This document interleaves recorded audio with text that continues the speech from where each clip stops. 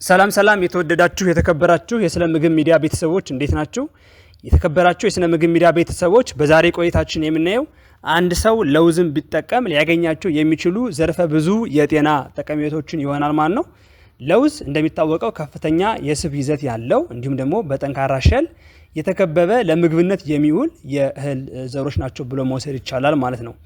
እንደ መክሰስ በሰፊው ይበላሉ ወይም ደግሞ ምግብ ለማብሰል ያገለግላሉ ማለት ነው። ለውዝን ተቆልቶ በቅቤው ወይም ደግሞ ለውዝን ከተለያዩ የምግብ አይነቶች ጋር ተቀላቅሎ ልናገኘው እንችላለን።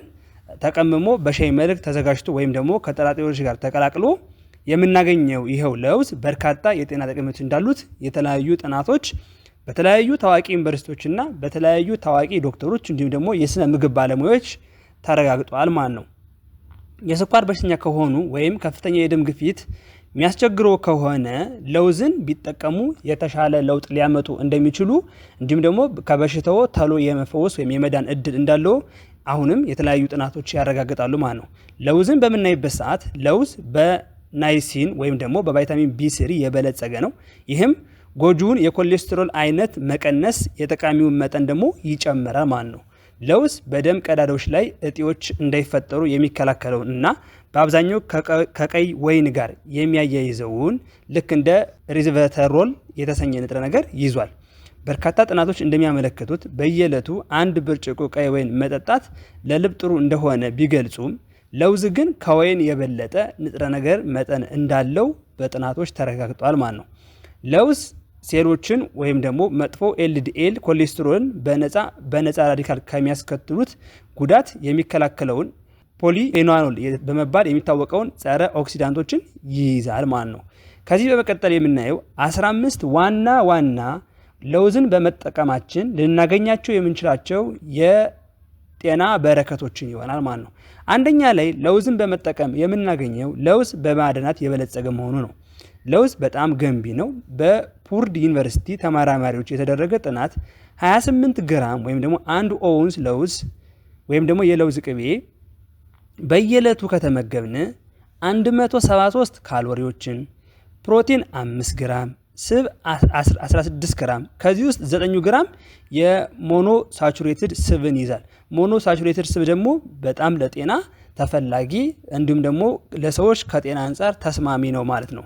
ካርቦሃይድሬትን 6 ግራም፣ ፋይበርን 3 ግራም፣ ቫይታሚን ኢ 12 ግራም በቀን ከሚያስፈልገን፣ ማግኒዚየም 16% በቀን ከሚያስፈልገን፣ ፎስፈረስ 13% በቀን ከሚያስፈልገን፣ መዳብን 23% በቀን ከሚያስፈልገን፣ ማግኒዚየምን 26% በቀን ከሚያስፈልገን፣ ሴላኒየም 56% በቀን ከሚያስፈልገን እንዲሁም ደግሞ አርጊናይን የሚባል የንጥረ ነገሮችን በውስጡ የያዘ እንዲሁም ደግሞ በእነዚህ ንጥረ ነገሮች የበለጸገ ነው ማለት ነው። ስለዚህ እነዚህ ንጥረ ነገሮች መኖራቸው የበሽታ የመከላከል አቅማችንን ከፍ ያደርገዋል ማለት ነው። ሌላው ደግሞ በዚህ ዩኒቨርሲቲ የተካሄደው ጥናት ለውዝ ሌላ ጠቀሜታዎች እንዳሉት አሳይቷል። ኦቾሎኒ ወይም ለውዝ ረሃብን በማስታገስ ከፍተኛ ጠቀሜታ አለው። በቅርብ ያገኙት ምግብ ለውዝ ብቻ ከሆነ ይመገቡት ረሃብን ለ2 ሰዓት ተኩል ያህል ያስታግስሉታል። ወይም ደግሞ ከ20-30 ደቂቃ በላይ ከማይዘልቀው ጣፋጭ ነገሮች ልክ እንደ ኬክና ሌሎች ስናኮች ጋር ሲነጻጸር ለውዝን የሚደርስበት የለም ብሎ መውሰድ ይቻላል። የረሃብ ስሜት ሳይሰማ ለረጅም ጊዜ እንድንቆይ በማስቻል ማለት ነው። በአጠቃላይ ለውዝ ከፍተኛ ስብ፣ አነስተኛ ካርቦሃይድሬት ያለው እንዲሁም ደግሞ የበርካታ ንጥረ ነገሮች ምንጭ ሲሆን በቫይታሚን ኢ፣ ማግኒዚየምና ሴላኒየምን ጨምሮ በርካታ ማዕድናት የበለጸገ ነው ብሎ መውሰድ ይቻላል ማለት ነው። ሁለተኛ ላይ የምናገኘው ለውዝ ካንሰርን መከላከል ትልቅ አስተዋጽኦና ጠቀሜታ አለው ማለት ነው። በፍሎሪዳ ዩኒቨርሲቲ የተደረገ ጥናት ለውዝ በበሽታ ተከላካዮች የበለጸገ ነው ተብሏል። ይህም ለልብና ለካንሰር በሽታዎች የሚያጋልጡንን ፍሪ ራዲካልስን ለመከላከል ያስችለናል።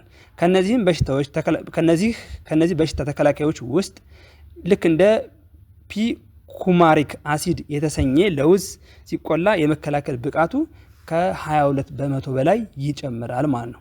ሶስተኛ ላይ የምናገኘው ለውዝ የስኳር በሽታን ይከላከላል። አይነት 2 የስኳር በሽታ በዓለም ዙሪያ በመቶ ሚሊዮኖች የሚቆጠሩ ሰዎችን የሚያጠቃ የተለመደ በሽታ ነው። ሜታቦሊክ ሲንድረም፣ የልብ ህመም፣ ስትሮክ እንዲሁም ደግሞ አይነት 2 የስኳር በሽታዎች ተጋላጭነትን ሊጨምሩ ከሚችሉ የአደጋ መንስኤዎች ቡድን ውስጥ ነው። ስለዚህ አይነት 2 የስኳር በሽታና ሜታቦሊክ ሲንድረምን በቅርበት የተያያዙ ናቸው ማለት ነው። የሚገርመው ለውዝ የሜታቦሊክ ሲንድረምና የአይነት 2 የስኳር በሽታ ላለባቸው ሰዎች በጣም ጥሩ ከሆኑት ምግቦች ውስጥ ተመራጩና አንዱ እንደሆነ ይገለጻል ማለት ነው። ለውዝ የኮሌስትሮል መጠንን ዝቅ በማድረግ ረገድ የተመሰከረለት ከመሆኑም በላይ ታይፕ 2 ወይም አይነት 2 በተሰኘው የስኳር ህመም ለተጠቁ ሰዎች ቢጠቀሙት የተሻለ ጥቅምን እንደሚሰጥ በጥናቶች ተረጋግጧል። ምግብ ከተመገቡ በኋላ የኢንሱሊን መጠን መጨመር የሚያጋጥም ሲሆን ይህንን የኢንሱሊን መጠን መጨመር ለውዝን በመጠቀም እንደማን ነው ማረጋጋት ይቻላል ማለት ነው። ወይም ለውዝን በምንጠቀምበት ሰዓት የኢንሱሊን መጨመሩ ይረጋጋል። አይነት 2 የስኳር በሽታ እንዲሁም ደግሞ ሜታቦሊክ ሲንድሮም ያለባቸው ሰዎች በአመጋገባቸው ውስጥ ለውዝ ወይም ደግሞ ኦቾሎኒን ሲያካትቱ የደም ውስጥ የስኳር መጠን፣ የደም ግፊት እንዲሁም ደግሞ ሌሎች የጤና አመላካቾች እንደሚሻሻሉ በርካታ ጥናቶች አረጋግጠዋል ማለት ነው። አራተኛ ላይ የምናገኘው ለውዝ በሴትም ይሁን በወንድ የመውለድ አቅምን ምንድነው ያበረታታል ማለት ነው። በተለይም ከእርግዝና በፊትና በመጀመሪያዎቹ የእርግዝና ወራት መመገብ ቢቻል የሚወለደው ህፃን ጤናማ ይሆናል። ጤናማ ልጅ የመውለድ እድልን የሚጨምረውን ፎሌት የተባለውን ንጥረ ነገር በጥሩ መጠን ይዟል።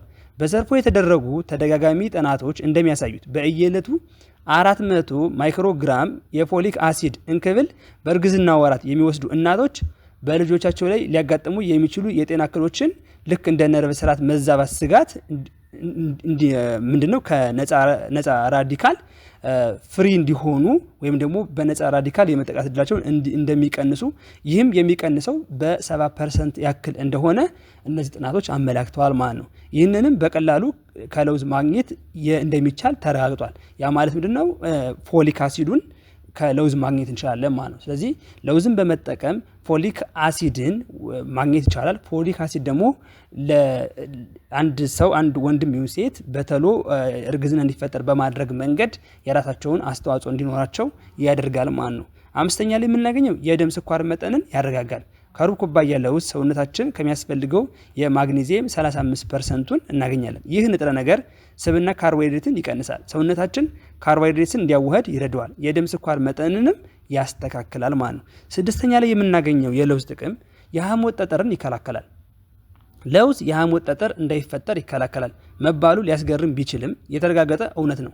ላለፉት 20 ዓመታት የተካሄዱ ጥናቶች በየሳምንቱ የለውዝ ቅቤን ቢያንስ 3 ጊዜ ወይም ደግሞ 28 ግራም መውሰድ ብንችል ወይም ቢመገቡ ሰዎች የሐሞት ጠጠር በሰውነታቸው ውስጥ የመፈጠር እድሉን በ25% መቀነስ እንደሚችሉ ወይም ደግሞ ሊቀንሱ እንደሚያስችላቸው ጥናቶች አረጋግጠዋል ማለት ነው።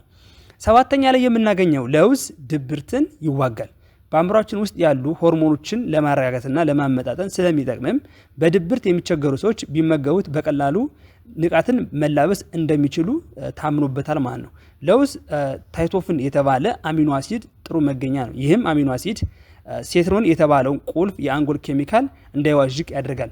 ድብርት ሲያጋጥመው ወደ አንጎሎ ህዋሳቶች የሚለቀቀው የሴትሮን መጠን ይቀንሳል። ታይቶፍን የሴትሮኒንን የጸረ ድብርት ተጽዕኖ እንዲጨምር የሚያደርገው በደም ውስጥ የሴትሮን መጠን በማሳደግ ነው ማለት ነው። ስምንተኛ ላይ የምናገኘው ለውዝ የማስታወስ አቅምን ይጨምራል ማለት ነው። ለውዝ አለ ነገር የአይምሮ ምግብ የሚባለው ስም አልተሰጠውም። በውስጡ የያዘው ቫይታሚን ቢ3 ወይም ደግሞ ናይሲን አእምሯችንን የተለመደ ተግባሩን በብቃት እንዲወጣና የማስታወስ አቅማችንን እንዲጨምር የማድረግ ብቃት አለው። ህመሙ ባያጋጥምም እንኳን አብስተው ወይም ደጋግመው ስንመገበው የማስታወስ ችሎታን በእጅጉ ሊጨምር እንደሚችል ተረጋግጧል ማለት ነው። ዘጠነኛ ላይ የምናገኘው የለውዝ ጥቅም ደግሞ በልብ በሽታ የመጠቃት እድልን ይቀንሳል። በርካታ ጥናቶች ለውዝን በቋሚነት መመገብ በልብ በሽታ የመጠቃት እድልን እንደሚቀንስ ገልጸዋል። ለውዝ ለልብ ተስማሚ በሆኑ ሚኖ ሳቹሬትድ ፋትስ እንዲሁም ደግሞ በበሽታ ተከላካዮች የበለጸገ ነው። በሳምንት ቢያንስ 4 ቀን ያህል ለውዝ ይመገቡ በልብ የደም ስር በሽታ እንዲሁም ደግሞ በሌሎች የልብ ህመሞች የመጠቃት አጋጣሚዎችን በእጅጉ መቀነስ ይችላል ማለት ነው። ለውዝ የልብ ድካም እንዲሁም ደግሞ የደም መፍሰስ አደጋን በእጅጉ ይቀንሳል። ለውዝ መመገብ የመጥፎ ኤልዲኤል ቅንጣቶችን መጠን ይጨምራል። እንዲሁም ደግሞ ጥሩ ኤችዲ ኮሌስትሮል ከፍ ያደርጋል። የደም ቧንቧ ስራን ያሻሽላል። እንዲሁም ደግሞ ሌሎች በርካታ ጥቅሞችን አሉት ብሎ መውሰድ ይቻላል ማለት ነው። ሌላው 10ኛ ላይ የምናገኘው የለውዝ ጥቅም ምንድነው? ከእርጅና ጋር ተያይዞ የሚመጣ የመርሳት ህመምን ይከላከላል። ቫይታሚን ቢ3 የበለጸገ በመሆኑ ደግሞ በመርሳት በሽታ የተጠቁ ሰዎች ችግሮቻቸውን እንዲቀርፉ ሊያደርጋቸው ይችላል። ከዚህም ጋር ተያይዞ ለውዝ አልዛይመርን የመሳሰሉ የመርሳት ህመሞች በመከላከል ረገድ ያለው ውጤት ለማወቅ በተደረገ ጥናት ላይ ከተሳተፉ ሰዎች ውስጥ ለውዝን በቋሚነት የሚወስዱ የመጠቃት እድላቸው ከ70 በመቶ በላይ ቀንሶ ታይቷል ማለት ወይም ተገኝቷል። የጥናቱ ውጤትም በየዕለቱ ሩብ ኩባያ ለውዝ መመገብ በቂ የናንሲን ለማግኘት ይረዳል ብሏል። ወይም እንደዛ የሚል ጥናቱ እንደዛ የሚል ውጤት አሳይቷል ማለት ነው።